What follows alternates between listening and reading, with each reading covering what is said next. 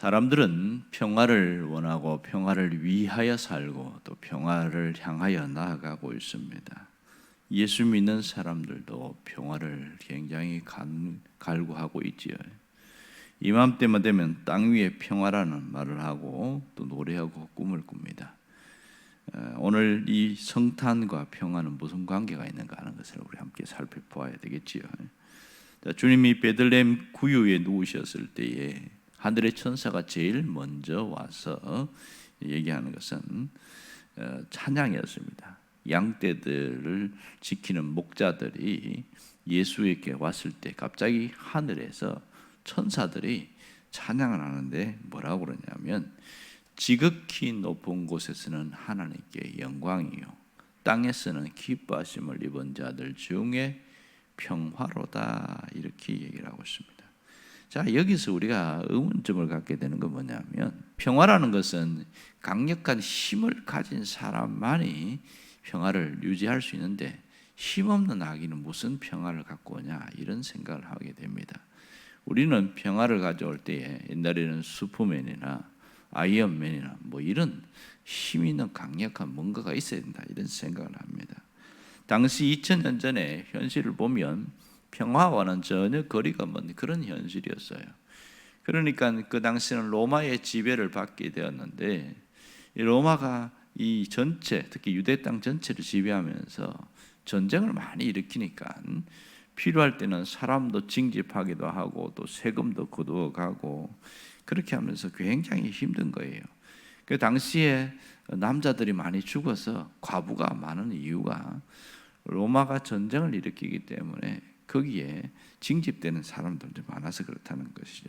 또 하나 더 힘든 건 뭐냐면, 로마에서 분봉왕을 내세워서 헤롯이 그 당시 통치를 하고 있었거든요. 그러니 얼마나 힘든지. 안 그래도 힘든데 헤롯이 또 포갑 정치를 하니까 더 어려운 것이죠. 자, 뭔가 좀 살만하면 세금으로 거두어 가지요. 또 부역한다고 또 사람을 끌고 가지요. 당시 헤롯 왕이 한 일이 뭐냐면, 예루살렘에 성전을 건축하는 일이었습니다. 성전 건축을 그냥 하는 게 아니지요. 거기엔 필요한 토목과 그다음 노동력이 필요합니다. 어디서 그 노동력을 보충합니까? 사람들을 부역으로 끌어내는 거죠. 그렇게 해서 노동력을 보충하고 하는데, 그러니 살아가는 삶이 늘 불안하고 늘 근심 걱정이 가득한 그런 삶이 그들의 모습이었습니다. 그런데 오늘 본문에 보면 그 상황 속에 누구에게 천사가 나타났냐면, 가장 서민 중에 서민이라고 하는 목자들에게 나타났습니다. 당시의 목자의 직업은 아주 천민 계급에 속하는 만큼, 그만큼 아주 무시받는 그런 직업을 갖고 있는 사람들이 목자였습니다.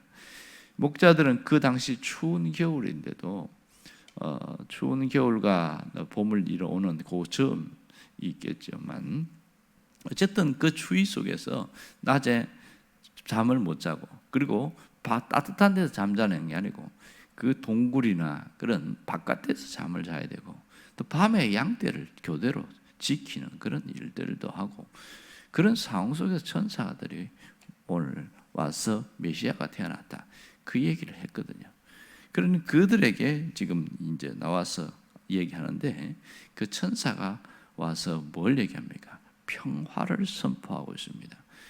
왜 이 어린 아기 예수께 평화를 찬양하고 있는가 하는 점입니다. 그것은 우리가 분명히 알 것은 예수님만이 온전히 평화를 가져올 수 있는 분이기 때문에 그렇습니다. 오늘 여기 보면 땅에 오신 이유가 이 땅에 평화를 주기 위해서다, 이렇게 얘기합니다.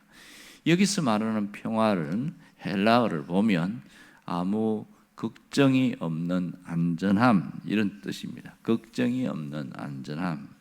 자, 이런 걱정이 없는 안전함은 세상에서 줄 수 없는 것이지요. 세상은 늘 걱정이 많고 근심이 많고 불안한 것이 현실입니다. 여기서 예수님만이 우리에게 진정한 평안을 줄 수 있는 분인 것이죠. 그러므로 누구든지 그 평화를 누리기를 원한다면 그리스도 안에서 새 사람이 되고 이 그리스도 안에 머무는 삶을 살 때에 진정한 평화가 있습니다.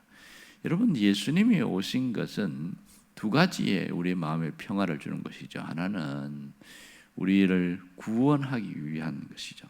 성탄은 구원의 날입니다. 그 구원을 위해서 오신 것이죠. 그러니까 죄가 있으면 요동치는 삶인데 구원받으면 사실 그것이 안정되어지는 거죠. 그래서 성탄은 평화의 날이다 이 얘기합니다. 주님이 주시는 평화는 세 가지로 정리할 수 있는데요.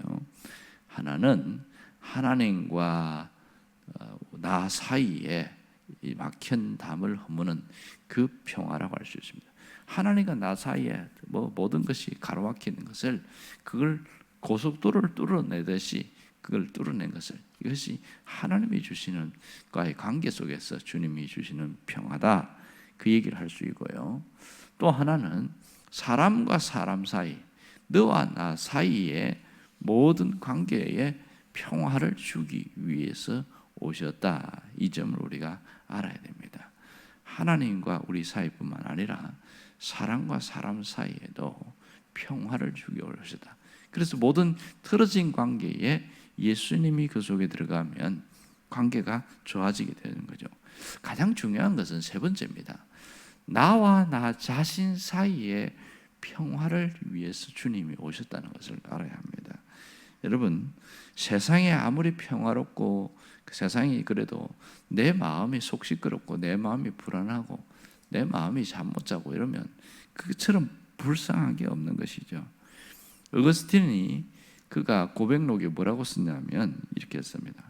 주님이 나를 만져주셨을 때에 나의 마음은 주님의 평안으로 바뀌어졌습니다. 그런 얘기를 했습니다. 그만큼 내 마음에 평화로운 것이 가장 중요한 것이죠.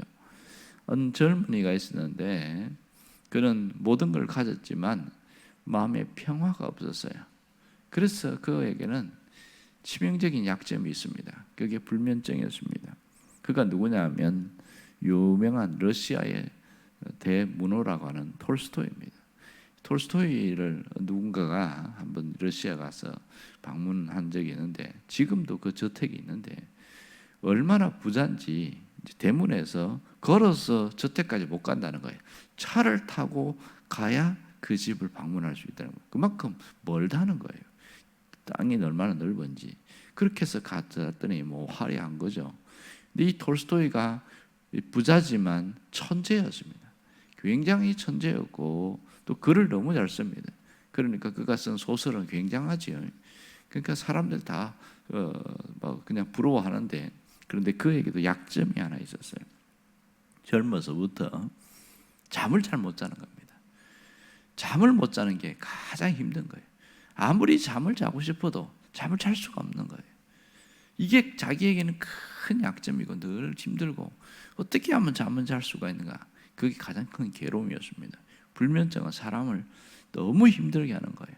그러다가 그가 우연히 어느 시골을 가다가 가장 평범한 서민이고 오두막에 살면서 잠을 잘 자는 사람을 봤습니다. 깜짝 놀랐어요. 그래서 그분에게 다가가서 물었죠. 어떻게 하면 잠을 잘 자고 이렇게 편히 살 수 있습니까? 근데 이분이 무슨 얘기하냐면, 저는 하나님을 믿습니다. 근데 하나님을 늘 의지하고 그렇게 내가 살아가기 때문에 잠을 잘 수가 있습니다. 이런 얘기하는 겁니다. 자기가 하나님을 의지했기 때문에 잠을 잘 수 있다.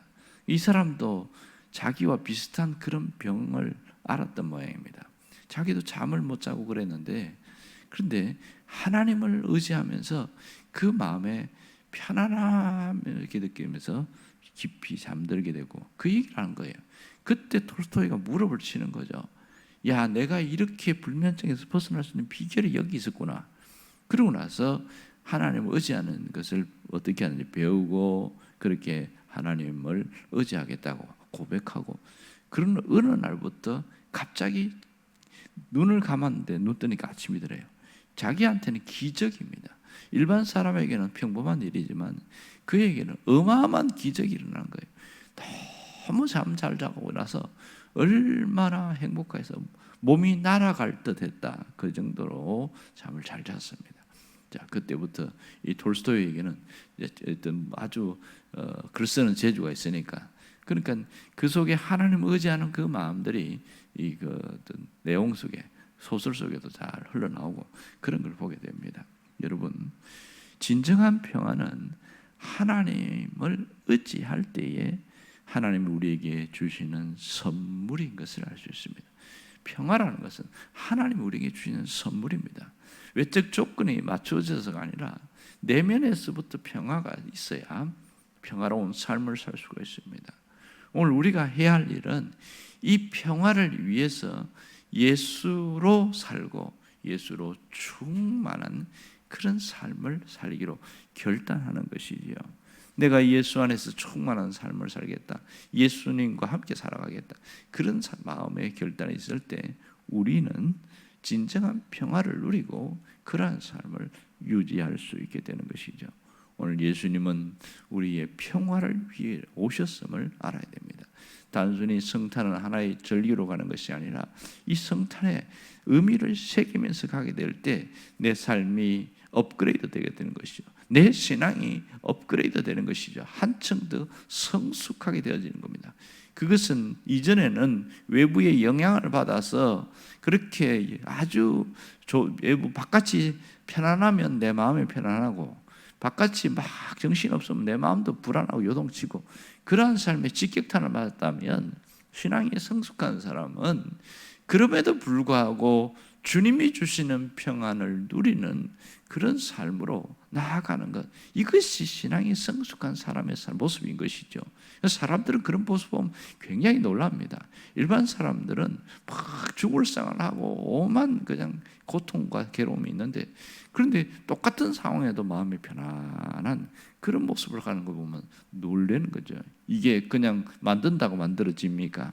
바로 예수로 충만한 삶을 살아가는 그런 신앙적 결단이 있을 때에 나타나는 주님이 주시는 선물이라고 할 수 있겠죠.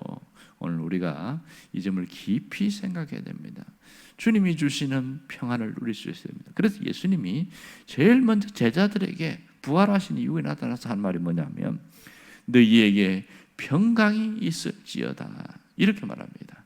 그리고 주님이 살아계실 때도 무슨 예를 하냐면, 내가 너희에게 주는 평화는 세상이 주는 평화와 다르다, 그렇게 이야기하면서 근심하지 말고 걱정하지 마라, 내가 세상을 이겨노라. 왜 예수로 충만해야 되냐?